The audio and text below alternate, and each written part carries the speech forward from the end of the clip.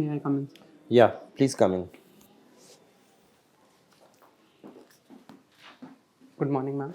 Good morning, sir. Good Good morning, sir. morning. Good morning, sir. Have a seat, Shivin. Thank you, sir. So, Shivin is from Hisar, Haryana, Yes, sir. and Shivin has done MBBS. Yes, sir. You are fond of diploma in international affairs, that is your extracurricular activities, raising mental health awareness Sir. through YouTube videos. Sir. Okay. And your first preference is Indian Foreign Service. Sir. Another thing, your anthropology is your optional. Sir. Okay. All right. So tell me why unethical practices are so prevalent nowadays in every sector, including health, medical profession. One can see C-section being resorted to on a much greater, in a much greater way, rather than the normal delivery, for obvious reasons. Then medicines, the kind of nexus that has been established between the branded medicines and the doctors, and many such things. Why we have led to this particular thing, and what can be done about it? Sir, I believe the increasing commercialization and capitalistic tendencies is leading to this trend where profits are taking precedence over the responsibility of the doctors in specific to serve the patients. However, sir, I think with the establishment of the National Medical Commission and the guidelines that they have issued, this trend is being countered. India has about 60% of its beds and 85% of its doctors in the private sector. So, sir, this needs regulation, and the government is taking steps in this regard. Okay, all right. Now, what do you understand by LAMA? So, LAMA stands for Leaving Against Medical Advice. So, why does it happen? Are they not happy with the treatment given at the hospital? Why there is leaving against medical advice? Sir, as far as I have seen, there can be a couple of reasons for this. Mostly, it could be because the patient is not happy with the surgical intervention recommended by the doctor, and they feel that maybe a non-surgical or a medicinal method would be better. There are also sometimes cost issues, and thirdly, issues with regards to whether they have doctors in some other hospitals that they know of and they wish to transfer. Even if the doctor feels the case is urgent, they prefer transferring to a known doctor. Okay. Now, what do you understand by soft power, and what India is doing to use this soft power against other countries? The soft power, as opposed to hard military power, is using our cultural outreach and our movies, our culture, things such as yoga, medical tourism, etc., for a diplomatic outreach to other countries. So, India has been very active in this regard. We have established the International Yoga Day. Recently, the Prime Minister has launched the Heal in India initiative for medical tourism. We promote cultural activities such as Project Mosam with the ASEAN countries. And this is a great prospect for India being a civilizational power. Why has India become an ideal destination for medical tourism? So, for medical tourism, there are many reasons why patients are preferring India. Firstly, we have comparable technologies with the US and Europe, but the cost is about 1/10 to 1/15 of what the Americans and Europeans offer. We have English speaking doctors, which is appealing to foreigners. We also have good promotion through the Heal in India brand, and we have good outcomes and good JCI accredited hospitals across the country. Okay. Thank you, Hariji. Thank you, sir. In continuation of what you were discussing, Sir. then what are the bottlenecks to further expand medical tourism? So, firstly, there is and unrightly so, a perception of India as an unhygienic country, and that hinders our outreach. Secondly, sir, the Heal in India brand has been launched recently, but before this, the medical tourism was being advertised or it was being promoted through the Incredible India Tourism Initiative. So, the focus was less, and the JCI accreditation does not match up to the NABH standards, which are our domestic standards. So we have much more domestic NABH accredited hospitals, that is around 564, as compared to JCI accredited, that is 38. So if we can increase that, we will expand medical tourism. And the Prime Minister has recently said that this industry earns $6 billion for us, but he wishes to get it to $15 billion. But what about our niche was Ayurveda and the natural therapy? Why we have not, as far as tourism is medical tourism is concerned, why we have not been able to make a dent in that area? So the Ministry of Tourism last year has come out with a national strategy for medical tourism, and they have also included wellness tourism in this, in which Ayush, naturopathy, and wellness tourism is at the center. We are also receiving many wellness tourists from these sectors. However, the outreach is less, and the double-blind studies and research studies published needs to be increased by traditional medicine so that we can better call for patients in these areas also. Okay, as a student of anthropology, what has led to the diversity that we see in Indian population today? What are the bases for it? Sir, with your permission, I would like a few seconds to think about this answer. Thank you, sir. And perhaps no other country of size of India or no other place has this much diversity as we see it here. Sir, I believe there are multiple factors why India has this level of diversity. As one of India's prominent anthropologists, Sri M. N. Srinivas, has said, India is a melting pot of races. Historically, there have been a lot of migration from other countries as well as an indigenous population in this region. We have had an Indus Valley civilization from times immemorial. Secondly, sir, there is a lot of geographical diversity from the north to the south and from the east to the west, promoting different forms of cultures. Thirdly, sir, our tradition has been of tolerance, and we have always allowed new cultures and new ideas to flourish. Okay, my final questions. We all have been hearing for last week or so about this Adani issue. Sir. What has the government to learn from this episode? Sir, I feel the government needs to take some learning, such as the public sector enterprises, when they invest in corporate entities, they must do thorough background checks, because if they lose money, it leads to financial repression of small households, for instance, in the case of LIC or SBI.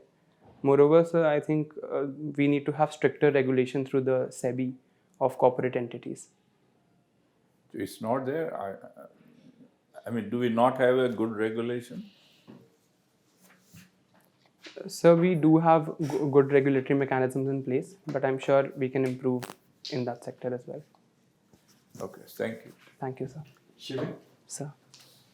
anthropology is your optional, Sir. but since you have opted for foreign service as Sir. the first choice, so some questions from that area. Okay. Can you tell me 6 different distinct phases of Indian foreign policy's evolution since 1947? So with your permission, I'd like a few seconds to think. Sure. So after our independence, we had a nascent phase. Post that, we were a strong champion of the non-aligned movement when we were not with either of the Eastern... Can you tell me year-wise? Broad.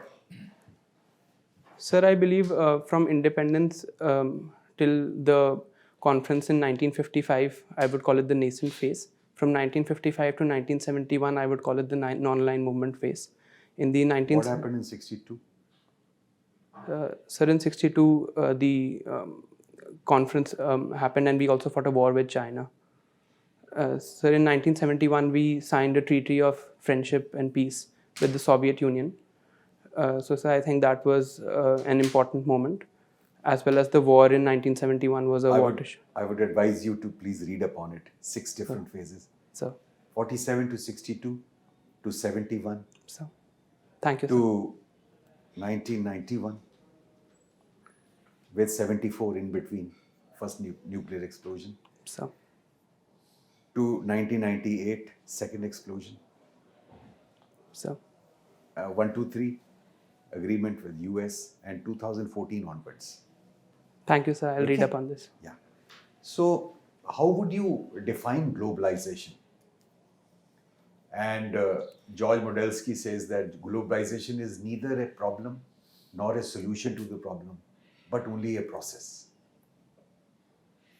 So, to define globalization, I would borrow from sociologist Anthony Giddens. He has said globalization is a process where societies and economies come together such that events close to us are shaped by events millions of miles away through a gradual integration. Okay, so basically it is integration of what all things? Sir, it is integration of economics in terms of trade and global value chains. It is integration of cultures as people flow from one country to the other. It is also integration of ideas through soft power and cultural links. Okay. But it has affected different countries in different ways. So, Can you briefly tell me how it has affected India and how it has affected South America? sir, as far as India is concerned, with globalization and in terms of economics, India has had a great boom since 1991 LPG reforms. As far as our culture is concerned, we have taken in global ideas, but we have also preserved our own cultural identity. And sir, as we have also gotten the opportunity to have a great diaspora today because of globalization. Agreed. Sir, as far as South America is concerned, globalization has led to greater migration towards the United States. Speaking as a student of anthropology, sir, I feel the tribals in the region have been very badly impacted, especially the Yanomami tribals, and the mining that has been done in the region has badly impacted their lives. And certainly there has been some economic growth, but also exploitation of the indigenous population there. But has it also led to the debt traps? So, as foreign investment comes into these countries, it does lead to debt traps because these countries are unable to service unsustainable debts. And China has had a policy in this regard with regards to its checkbook diplomacy and Belt and Road Initiative. Okay, thank you. Thank you, sir. Doctor, and your first choice is foreign service. Sir. If I were to tell you that you are wasting a vacancy of a doctor, because what you're going to do in a foreign service, anybody else could have done, but nobody else could have done what you can do. Please justify one way or the other. Respectfully, sir, I would like to disagree with you because health today, especially post the pandemic, is not something that can be relegated to a doctor's chamber or a hospital. Global health diplomacy is a key issue, as well as my training will help me reach out in terms of medical tourism, which is also my work area. And No, you don't have to be a doctor to reach out for. The diplomats are trained to do that. They pursue economic interest of the country, political interest of the country, cultural interest of the country. So how do you do it any better than those guys? Sir, as someone who has been trained in medicine, I believe in terms of global health diplomacy and global health issues such as pandemics, antimicrobial resistance. My training will help me. Moreover, sir, that my training has also taught me scientific analysis as well as it has instilled in me empathy. And both of these I feel are very important for the foreign service, and I will carry those values there. Okay, what is the latest development in terms of the military aid that is promised to Ukraine by America and European countries? Sir, after a long deliberation, the NATO countries have agreed to send tanks to Ukraine. Germany has promised its Leopard 2 tanks. The Americans have promised their Abrams M1 tanks, and the British have promised their Challenger 2 tanks. Okay, so do you think that this is a tipping point somewhere in this war? Sir, I think this might lead to further belligerence from the Russian side, as well as we have seen former Premier Dmitry Medvedev go for nuclear brinksmanship. I believe with this NATO aid increasing, and as Ukraine now will try to for counter-offensives, it might become a more dangerous situation there. Okay, so if this is a dangerous situation, this is a time for seeking peace. What do you think is a possible meeting point between Russia and Ukraine, which could actually lead to peace? What do you think is a possible meeting point?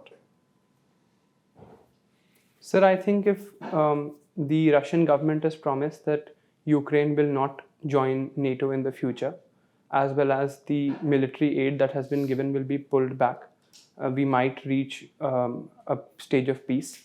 However, sir, I think with the current stalemate and the current situation, it will be very difficult because the war has gone on for a very long time and many lives have been lost. What is a possible meeting point on Donetsk? Sir, in the Donetsk region, I believe Russia would want its sovereignty and to control the region. So we could go for a demilitarized zone or an autonomous zone as a meeting point. All right. Thank you. Thank you, sir. Shivin, Yes, you're ma'am. from Gurgaon. Yes, ma'am. They say Gurgaon is a failed millennial city. Why do they say that? Ma'am, I believe this perception is because Gurgaon has not lived up to its infrastructure development, as well as the power cut and water cut issues are still very prevalent there. Okay. Shivin, did you go through the budget? Sorry, ma'am, I have not been able to read it in detail. But I'm sure you must be updated about the health sector. Yes, ma'am. Tell me 3 good news for the health sector. Ma'am, the expenditure in the health sector has increased. In financial year 19, we had 1.8% of the GDP as expenditure, and now we have 2.8%, which is a positive development. We have launched the National Mission for Elimination of Sickle Cell Anemia, which I think is a very important step, especially for tribals. And there has been a promise to establish 157 new nursing colleges. Since we have a nursing shortage, I think this is a positive step. Is there anything for mental health since you're passionate about mental health? I'm sorry, ma'am, I have not read it in that detail. I will go and read up. Okay, if you had to suggest any policy to help mental health, what would be your suggestions?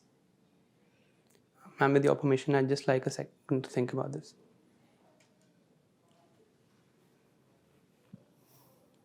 Ma'am, I feel in terms of mental health, the main problem is stigma. Since people are very unwilling to come out and talk about this issue directly. So firstly, I think we need to have an awareness generation and stigma removal focus. Secondly, ma'am, I believe mental health outreach is very limited and very expensive. So we need to have initiatives where free counseling or outreach can be done. The government is already doing this through the Kiran helpline, but the Kiran helpline only has psychologists and not psychiatrists. So that is one area I would recommend. Shivin, why has telemedicine not been that big of a success in India? Ma'am, I feel telemedicine, it has done fairly well, but there are certain reasons why Indian patients in particular do not prefer it.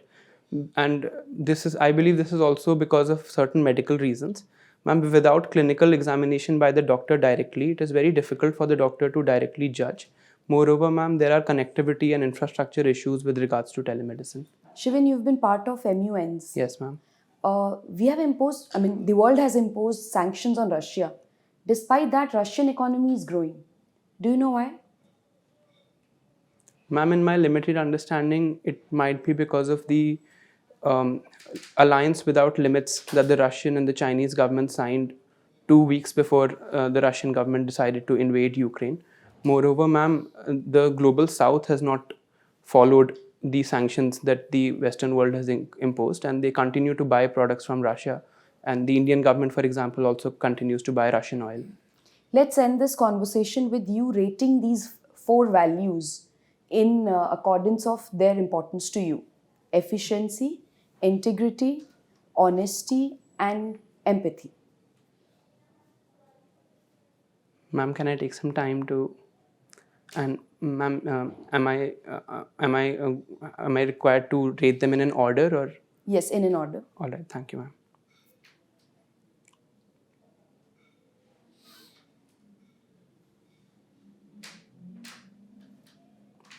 Ma'am, I would put integrity first, honesty second, empathy third, and efficiency fourth.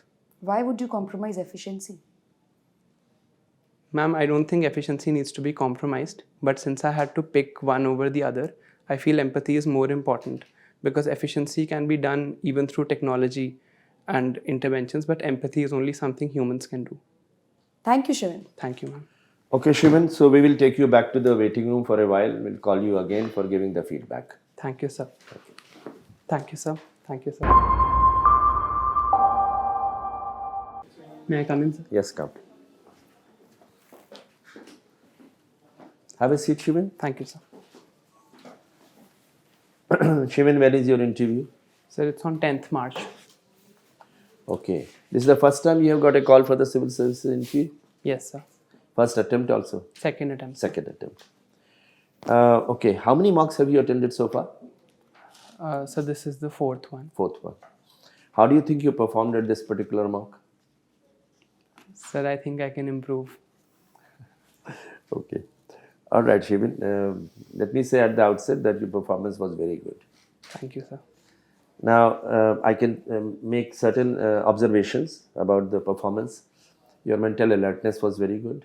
Thank you, sir. You could think while sitting there and come out with rational and objective answers. Very, very rational and very objective. Your knowledge and depth of knowledge is also extremely good. Clarity of thought is very much there. Knowledge about current affairs and general knowledge is also very good. Thank you, sir. Articulation is extremely good. Thank you, sir. Your eye contact, also the scanning across the board, the modulation in the voice, everything is extremely good. And the good thing which I liked was that you were very calm and composed, and you were able to come out with extremely very good answers Thank you, to sir. most of the questions. And your knowledge is spreading over almost all the subject, which is also a good thing, right from foreign affairs to your own department, that is the health. So you were able to carry through the entire thing very smoothly. Thank you, sir. Okay, so now after that, let me tell you that which are the areas where you would like to prepare, since you have a lot of time at your disposal. So one thing, of course, is about things typical about Hisar, which is called as a desert district in a way, because Hisar is one of the dry areas of Haryana, Sir. and Hisar, Bhiwani, and parts of Mahendragarh. So they are the areas where not much of irrigation was available at earlier places, earlier times. And Sir. then, so you must know about the lift irrigation projects, Sir. how the water has come to this area, even though it is undulating. And then the universities which are there. Sir. So livestock farm and the HAU, Sir. know about them.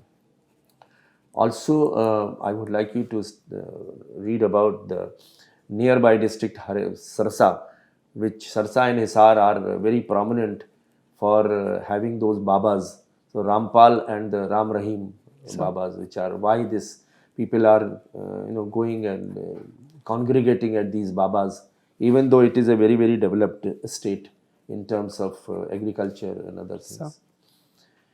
And then, of course, the indicators, some of the skewed indicators which are there in Haryana, why this is so, Sir. what can be done about it, Sir. the status of women in Haryana, the Khap Panchayats. Sir.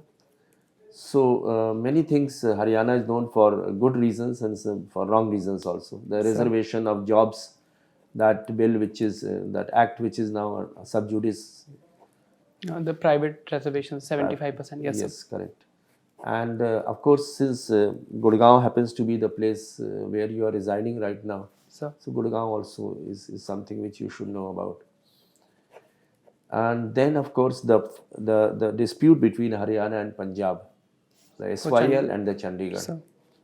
So these are some of the areas. What is it that attracts Haryana to the investors? That also is something, how to sell Haryana to a foreign investor. So all the Sir. positives, thought analysis in a way for Haryana. Coming to the other topics, your knowledge about your own subjects appears to be quite good. But at the same time, I would definitely like you to study what are the health reforms which are necessary post-pandemic. Sir. So go through them.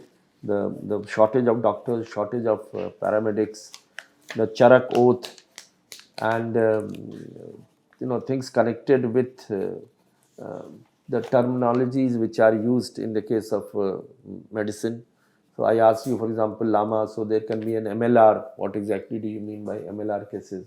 What are the rulings of the Supreme Court regarding people who are stranded on the road, are they to be given aid or medical aid, or they have to be first of all sent to the police? These elementary things, but sometimes these questions are asked. So, Then coming, we talked about medical tourism, which is your area also. And besides that, of course, anthropology, that you have to study quite, many questions will be asked, likely on anthropology side. Then coming to some of the general things which I would like to mention. One, of course, is the budget and the economic survey of India. You can go through that in slightly more details. so, And then economic indicators. So some of the foreign exchange and balance of payment position, rupee, sliding down of rupee, and the imports and the exports, the repo rate, the reverse repo rate, the monetary policy, the fiscal policy, role of Reserve Bank of India, role of Election Commission of India, role of Competition Commission of India. These are some of the things which are normally asked. Then, of course, the Constitution. Please read through the Constitution. You have sufficient time at your disposal. Many of the questions can relate to the Constitution also. So, the preamble and the fundamental rights and fundamental duties, directive principles, Article 311 and 226 and 32, all those important things. Then good governance principle, I would like you to go, because in fact, GS2 and GS4 paper, you should brush up now. And coming to the your argument regarding the value system which you will attach, so that efficiency, you brought it to the lowest. Well, you have a right to your opinion, but I think what happens in government, why the government of servants are criticized, are because they keep the decision making is very slow. They keep it sitting on the files, and therefore probably efficiency scores a much greater place or higher place. So after integrity, I would have said efficiency, because if you may be very honest, you have integrity, but you don't take decisions. So then what is the purpose of that? And after all, we are getting salary from the public exchequer, and public exchequer is something, the taxes collected from the public. So ultimately, we are responsible to the public in terms of taking quick decisions. Okay. So, and then what government has done to inculcate ethics amongst the public servants. So things like that. And then public policy, how the public policy is framed, the different stages of public policy. Okay. And then, of course, the foreign external affairs ministry. So read about the foreign policy, and also the global problems which are being faced by the world now. So in terms of population and then migration and climate change and terrorism and AIDS and drugs. So read through them. And also about the indices, where does India stand in terms of the happiness index and the other indices, why it is low in a large number of indices, what is the official viewpoint about it.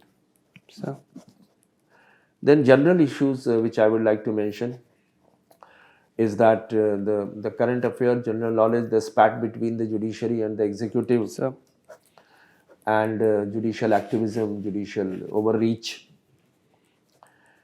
And also some of the general things which I would like to mention is that whenever you give an answer, if there is a controversial question, try to balance your answer.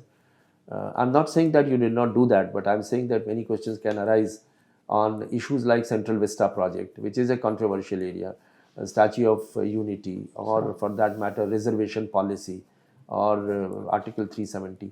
So try to take both the sides, give both the sides, and then if they ask for your opinion, it will be better to concentrate on the official policy viewpoint in that, rather than going against that. And if there is a court ruling, of course, you can base your decision and your answer on the court ruling. So if there is a Supreme Court order or a High Court order, it will be best to limit yourself to that ruling itself, rather than giving any personal opinion about it. Okay. So that's about it. If you have any questions, you can ask.